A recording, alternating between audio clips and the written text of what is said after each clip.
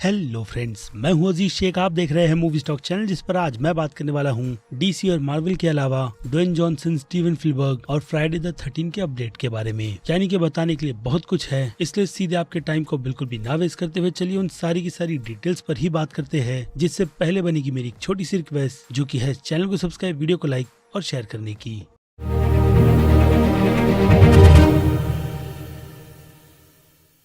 So friends, तो बात करें सबसे पहले अपडेट की, तो ये अपडेट डीसी यूनिवर्स की अपकमिंग सीरीज कॉन्स्टेंटाइन से जुड़ा हुआ है, जिस प्रोजेक्ट को लेकर अभी तक तो श्योरिटी इस बात की नहीं दी गई है कि ये प्रोजेक्ट सच में सीरीज में बनाया जा रहा है या फिर फिल्म के लिए। लेकिन जो भी हो, ज्यादातर तो रूमर इस कंटेंट के सीरीज के ही है, जिसमें फैंस के लिए सबसे अच्छी बात यही है कि डीसी के इस कॉन्स्टेंटाइन के प्रोजेक्ट को वर्किंग टाइटल भी मिल चुका है, जो की जस्टिस लीग डार्क रखा गया है। तो अब इस टाइटल के अकॉर्डिंग इस प्रोजेक्ट का लेना देना जस्टिस लीग से होगा भी या नहीं, उसके तो मुझे चांसेस बहुत ही ज्यादा कम लगते हैं। इसकी डिस्क्रिप्शन के हिसाब से जो डैनियल की तरफ से निकल कर आई है कि कॉन्स्टेंटाइन का ये प्रोजेक्ट हिसाब से बहुत ही ज्यादा डार्क होगा, जो सिर्फ और सिर्फ इसके हॉरर एलिमेंट पर ही फोकस करेगा, जिस काम को इसकी सीरीज और कियानू रीव्स के वर्जन की फिल्म ने बिल्कुल भी नहीं किया था। यानी कि वो कॉन्स्टेंटाइन जिसे फैंस स्क्रीन पर देखना चाहते हैं। तो ये न्यूज तो फैंस के लिए बहुत ही ज्यादा अच्छी है। लेकिन एक जो बुरी न्यूज है वो अगेन डैनियल की तरफ से ही निकल कर आई है कि कॉन्स्टेंटाइन का कैरेक्टर असल में व्हाइट मेल नहीं बल्कि ब्लैक रहेगा, जिसके लिए अब भी एक्टर का सर्च चल रहा है। लेकिन डैनियल की तरफ से ये बात तो श्योर है कि इस प्रोजेक्ट को भी ग्रीन लाइट डीसी वालों की तरफ से मिल चुकी है, वो भी ब्लैक कास्टिंग के साथ।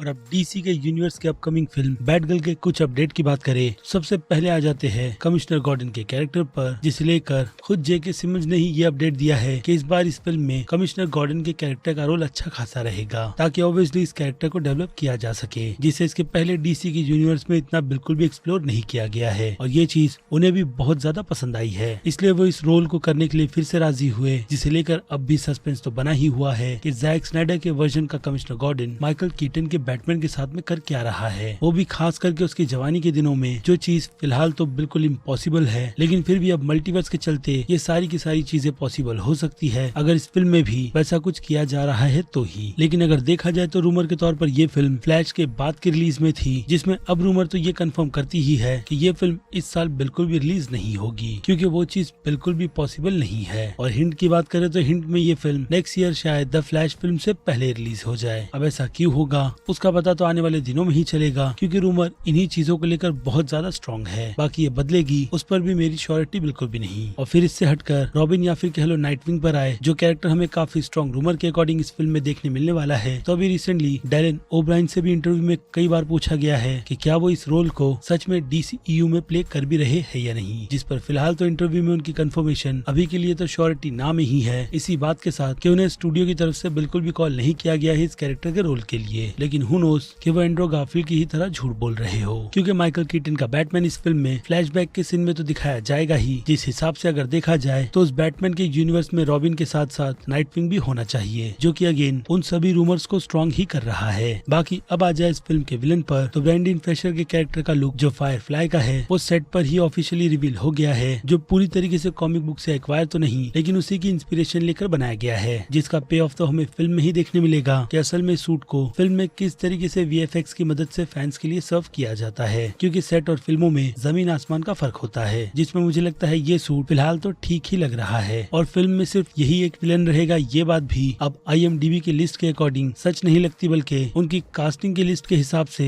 ये कैरेक्टर किलर मौत का हो सकता है, जिसके स्टंट परफॉर्मर मैट डे सिल्वा को उस लिस्ट में जगह दी गई है। यानी कि एक्टर अब भी अननोन है कि अगर इस फिल्म में है तो वो कौन सा है, क्योंकि अगर देखा जाए तो बैटगर्ल की कॉमिक बुक के इशू 1 में भी इन दोनों ही विलन का टीम अप था, जिसकी इंस्पिरेशन शायद इस फिल्म की कहानी को जोड़ने में भी ली गई हो। और अब डीसी से हट कर आते हैं मार्वल पर, जो अपडेट डेयरडेविल के सीजन 4 से रिलेटेड है। जी हाँ, जिस प्रोजेक्ट को डेफिनेटली नेटफ्लिक्स वाले बिल्कुल भी डेवलप नहीं कर रहे, क्योंकि ये इन्वॉल्वमेंट अब पूरी तरीके से मार्वल स्टूडियो की रहेगी। यानी कि अब उनके हिसाब से डेडपुल का ये सीजन 4 फैंस के लिए सर्व किया जाएगा, जिसमें अब देखना इंटरेस्टिंग यही रहेगा कि नेटफ्लिक्स की तरफ से जिस तरीके का टेक अब पूरी की पूरी डेयरडेविल की दुनिया को डार्क और थोड़ा ब्रूटल जिस तरीके से बिल्ड किया गया था, उसी कंटिन्यूएशन के साथ डिज्नी वाले इस शो को कंटिन्यू करते हैं या फिर अपने ही पूरे के पूरे स्टाइल में। और ऑफ कोर्स इसमें बजट तो बढ़ेगा ही और शायद से एपिसोड की लेंथ भी कम होगी ताकि शो को अच्छे बजट के साथ फैंस के लिए सर्व किया जाए। और अब सीजन 4 की बात हो ही रही है तो डेफिनेटली पुरानी कास्टिंग भी रिटर्न आएगी जिस शो को प्रोडक्शन में इस साल के एंड तक डाल दिया जाएगा। और अब इसकी पूरी की पूरी इन्फो की बात करें यानी कि इस पूरी की पूरी रूमर की कि असल में ये निकल कर कहां से आई है तो ये नाम माय टाइम टू शाइन का है जिनकी रूमर पर बहुत लोगों को भरोसा है। जिससे हटकर आते हैं एक और रूमर पर और इसका अंदाजा फैंस की तरफ से विल स्मिथ के इंटरव्यू की वजह से लगाया गया है जिसमें उनका कहना उनके बेटे को लेकर यही है कि वो अपने आने वाले प्रोजेक्ट के लिए बहुत ही हार्ड वर्क कर रहे हैं यानी कि एक अच्छी खासी प्रिपरेशन जेडन स्मिथ की तरफ से चल रही है जो कि अगेन विल स्मिथ के अकॉर्डिंग उनके बेटे की लाइफ का पूरा करियर बदल सकती है क्योंकि ज्यादातर तो फैंस की डिमांड जेडन को इस रोल में देखने की थी। अब विल स्मिथ का ऐसा कहना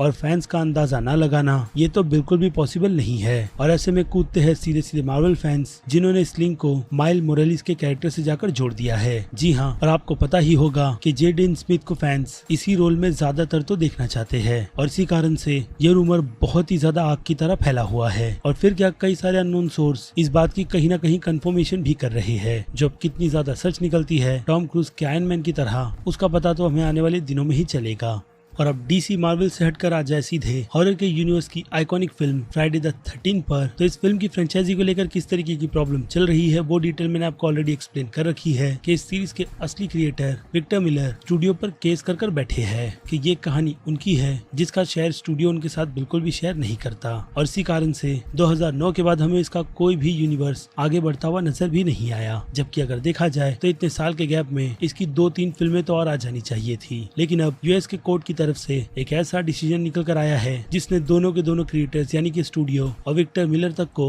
ये सोचने पर मजबूर कर दिया है कि उनका ये प्रोजेक्ट अब इतना अधूरा है कि वो बिना स्टूडियो के साथ मिलकर इस पर आगे काम बिल्कुल भी नहीं कर सकते, क्योंकि जो आइडिया उन्होंने पिच स्टूडियो को उस टाइम पर किया था यानी कि इस फिल्म के पहले पार्ट में, जो कि असल में इस पूरे के पूरे फ्राइडे द 13 या फिर कह लो जेसन के यूनिवर्स का पिच है यानी कि एक सिंपल सी ओरिजिन, उसका पूरा का पूरा क्रेडिट कोर्ट ने विक्टर मिलर को दे रखा है। यानी कि स्टूडियो इस कहानी को आगे कंटिन्यू उनके बिना बिल्कुल भी नहीं कर सकता। और अगर देखा जाए तो उस फिल्म में विलेन जेसन नहीं बल्कि उसकी माँ थी और ना ही उस फिल्म के फर्स्ट पार्ट में जेसन को उसका आइकॉनिक हॉकी मास्क भी मिला था। यानी कि वो देन स्टूडियो की है और स्टूडियो सिर्फ उस देन यानी कि जेसन के कैरेक्टर को ही रख सकता है, लेकिन अनफॉर्चुनेट उस कहानी को बिल्कुल भी नहीं। और साथ ही साथ फिल्म के डिस्ट्रीब्यूटिंग के राइट्स स्टूडियो के पास ऑल ओवर एशिया के रहेंगे और इसके ओरिजिनल क्रिएटर फ्रैंक मिलर के पास इसके यूएस के राइट्स रहेंगे। ऐसे में ये दिक्कत डेफिनेटली स्टूडियो को बहुत ही ज्यादा बड़ी रहेगी, क्योंकि फिल्म की ज्यादातर तो कमाई यूएस से ही निकल कर आती है। इसलिए अब बिना कॉम्प्रोमाइज करने के अलावा इन दोनों पार्टीज के पास दूसरा और कोई भी ऑप्शन नहीं है, जिसे लेकर अब मुझे लगता है